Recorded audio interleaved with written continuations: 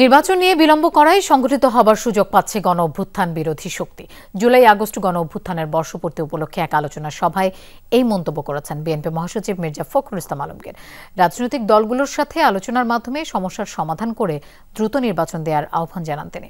বলেন, মুক্তিযুদ্ধ ও গণতন্ত্রের প্রশ্নে কোনো ছাড় দেবে না বিএনপি। সভায় অন্যান্য রাজনৈতিক দলের নেতারা গণ অভ্যুত্থানের লক্ষ্য অর্জনে ঐক্যবদ্ধ থাকার আহ্বান জানান। প্রাণ সসের মাখামাখি টেস্ট নুডলসকে করে তোলে আরো ইয়ামি আরো জোস। প্রাণ সস, সসের বস। বাংলাদেশের জাতীয় ঐক্যের এক ঐতিহাসিক মুহূর্ত ছিল জুলাই গণঅভ্যুত্থান। দলমত নির্বিশেষে নতুন বাংলাদেশের স্বপ্নে রাস্তায় নেমেছিল দেশের মানুষ। কিন্তু অভ্যুত্থানের এক বছর পর সে ঐক্য আর স্বপ্ন পূরণের পথে কতটা এগিয়েছে বাংলাদেশ? শনিবার জাতীয় প্রেস ক্লাবে জুলাই আগস্ট গণঅভ্যুত্থানের বর্ষপূর্তিতে আলোচনা সভার আয়োজন করে গণতন্ত্র মঞ্চ।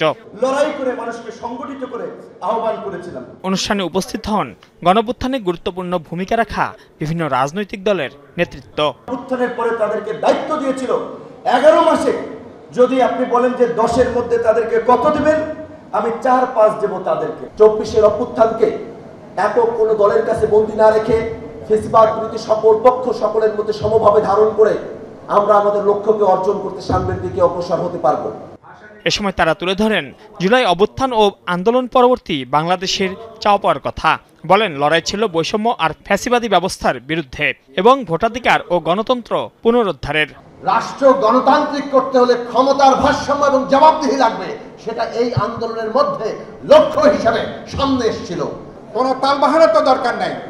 রাজনৈতিক দলগুলো ঐক্যমত কমিশনের সাথে আলোচনা করে যেখানে ন্যূনতম একমত হব, তার উপরে ভিত্তি করে জাতীয় সমঝোতা সনদ স্বাক্ষর করব।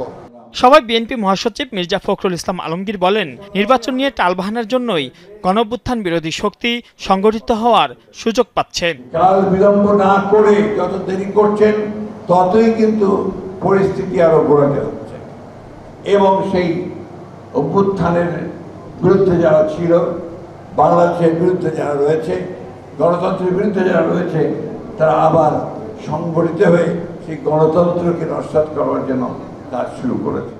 রাজনৈতিক দলগুলোর সাথে আলোচনা করেই সমস্যার সমাধান মিলবে বলেও মনে করেন বিএনপি মহাসচিব। সরকারকে আহ্বান করব, অযথা বিলম্ব সৃষ্টি না করে সমস্যাগুলোকে চিহ্নিত করে রাজনৈতিক দলগুলোর সঙ্গে কথা বলুন, কথা বলে সেই সমস্যা শেষ করে নির্বাচনের দিকে এগিয়ে যান। সেটাই বোধহয় একমাত্র পথ। দেশে যেন আর ফ্যাসিবাদের সৃষ্টি না হয় সে বিষয়ে সবাই সচেতন থাকার আহ্বান জানান মির্জা ফখরুল। গণতন্ত্রই আমরা চাই। মানুল মারুফ, যমুনা নিউজ, ঢাকা।